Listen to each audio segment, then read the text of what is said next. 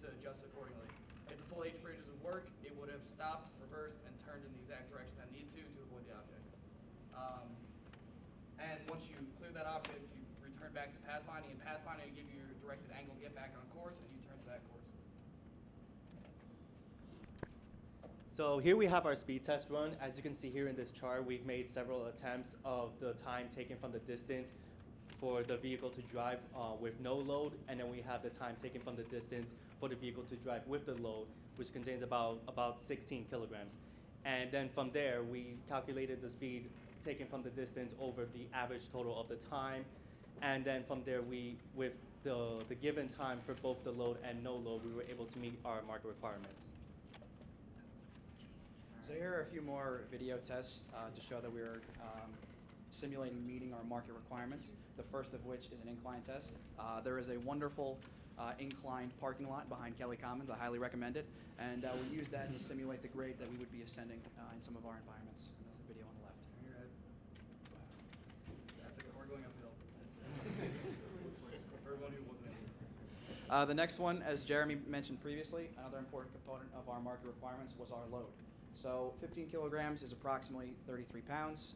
To do this, we tied a 35-pound weight to the back of our vehicle and had a test to see if we can still move at a speed that also meets our market requirements. And here's the video of that. I don't know if you could see, but on the very back, along that back rim where the lights are, is the weight tied to it. It's not turned.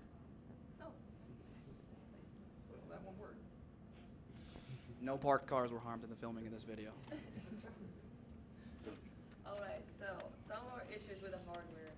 We started out with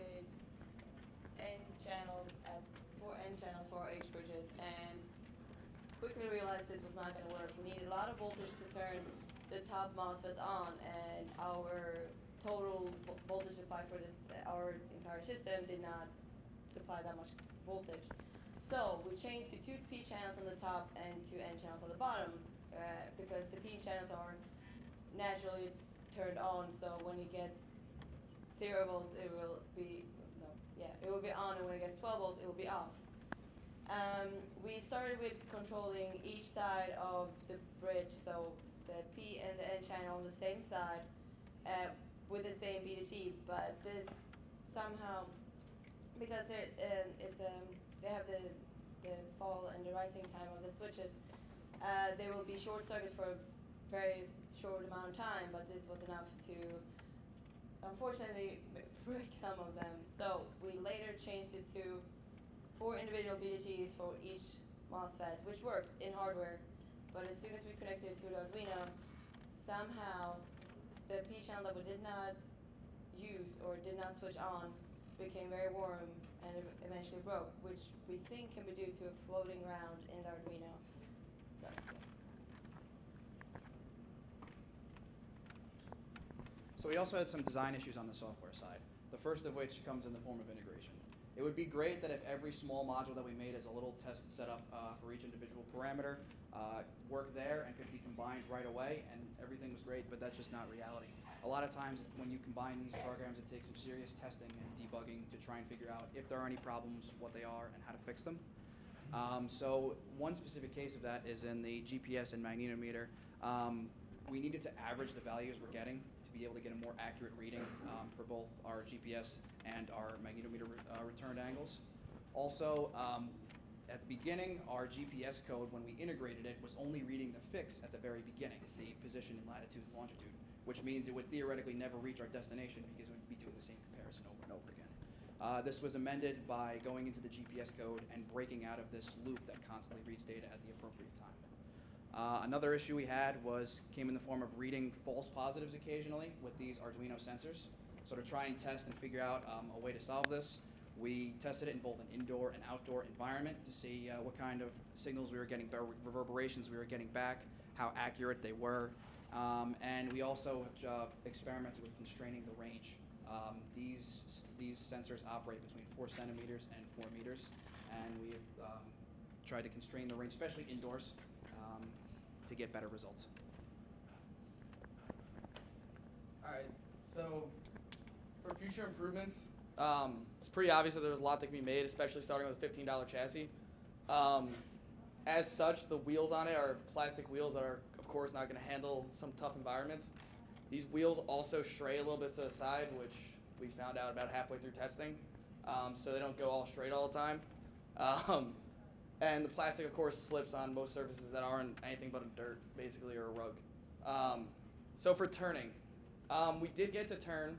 A majority of times it seemed to work, and then other times it seemed to not work. We weren't sure if we were stepping it too much, if we were applying too much voltage through it, or what we were doing. Every time, though, that we went to test it, we were sure that we were okay. Found out really late that the gears that we mounted onto here, they're only mounted with little lug nut bolts, tiny little bolts, and they were slipping. And when they'd slip, the shaft would freely spin. And then when we finally got it tight and did our last final testing, went to turn it, and we blew out our chip. So our H-bridge chip blew, and that was pretty much the end of that. So the next step in turning would be to get another chip and try it again, because everything else is good. The motor's still good. So the false positives. There's a couple issues with false positives. You can have it, if you're in too constrained an area, any sensor can have the same false positive being returned, because at any time it could be hitting something, so it's a false positive at that point as it's coming from a destination that's not even there, just because if you're within a 15-degree radius but you're not actually going to hit it, then that can cause an issue for the sensor. But we kind of amended that by having a minimum distance that was going to always change in an array. So based on our 5 sensors, we were going to have our minimum distance change, and that was seeming to work well. But another issue that comes into play is that these sensors might have too far of an perpendicular radius that they're going to hit the things right to the side of it, aka these wheels, and the other sensors can interfere.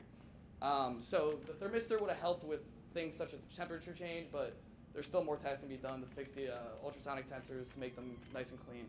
And then the last thing is the axle. So we bought limit switches to make sure that we knew at all times a closed loop feedback of when this stepper motor was at a certain position. The only issue that ended up being there was we didn't have time to just integrate these 3 limit switches, center, left, right, to know when we're at each position. So the problem there is when it's on its own, it's autonomously driving itself, it doesn't know where it left its last position, and it might turn too far, too short, to the wrong direction. So that's the last thing we want to make sure we integrate in the future. Thank you, and once you have any questions, if the video played straight, it would be really nice. That was the car parking.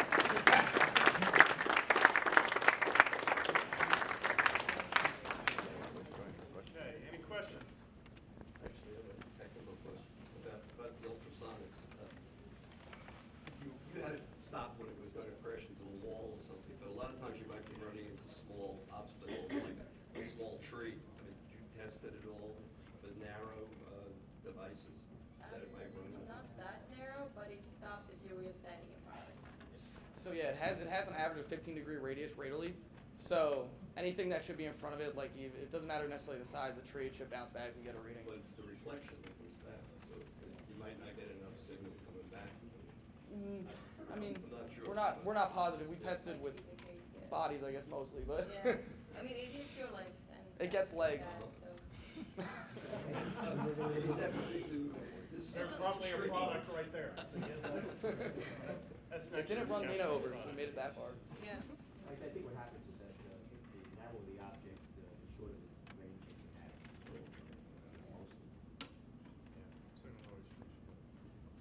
Anyone else? Any other questions?